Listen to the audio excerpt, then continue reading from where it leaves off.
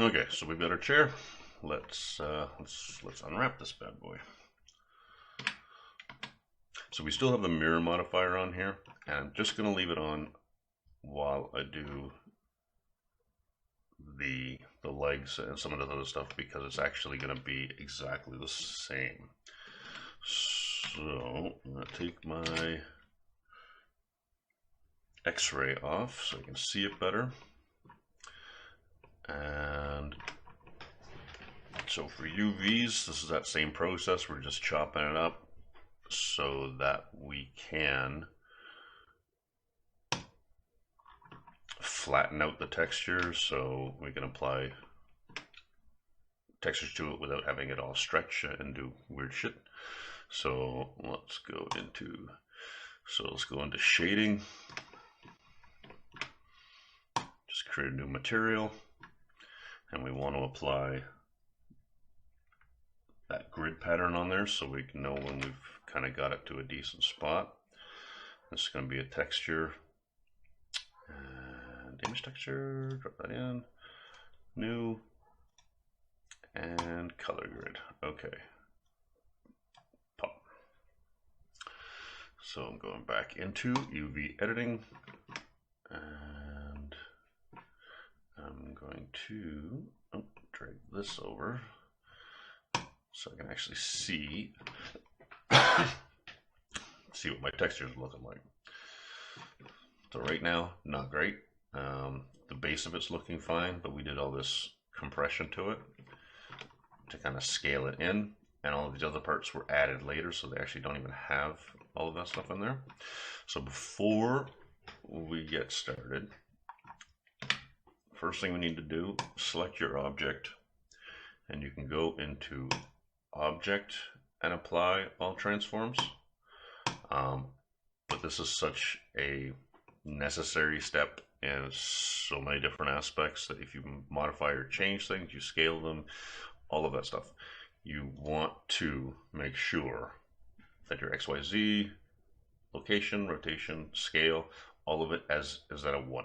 Because as we were seeing before, it will mess up your UVs. It will remember the fact that we took and compressed this thing down, so all of your UVs are going to be squashed. And so the shortcut for that is Control A, and you're just doing all transforms. All right, so with that done, let's go in here, edit mode, grabbing edges,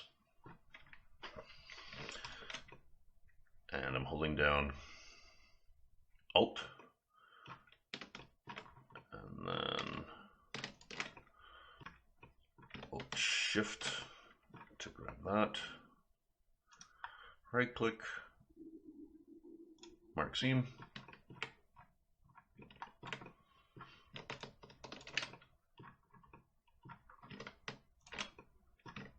there we go, mark that seam.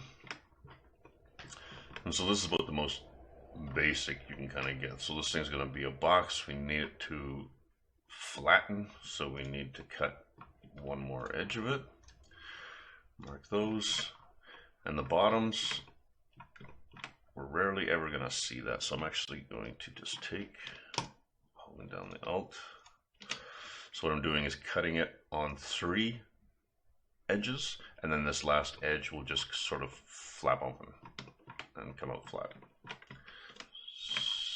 Same thing here, holding down Shift to grab those 3, right click, mark the seam,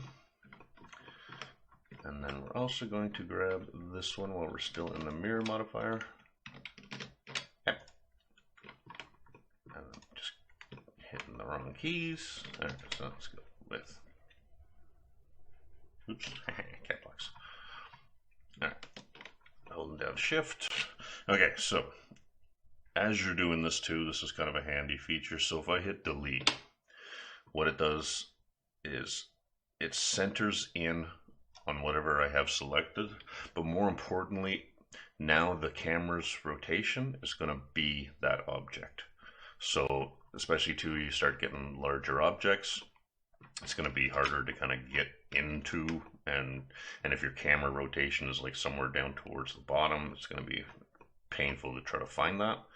So yeah, just every once in a while hitting your delete key, and that's going to just center up whatever it is you're working at. Also, another thing too, I'm noticing that my clipping plane is already starting to kind of get in my way. So this one in view, 0.1 is what it's set at. Just grab it and drag it all the way down.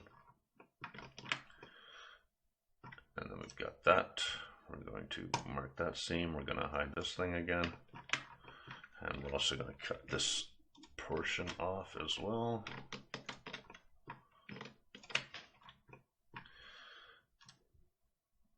Mark seam. And remember, as you're making your seams, you want to hide them as much as possible. And so we really don't want to put them on the outside edge. Also too, this is an inside edge, but we tend to be staring at the front of a chair way more than the back, so I'm gonna just go with that one and mark the seam. Okay, so those are all the ones that I just wanted to cut up before I actually apply my mirror modifier.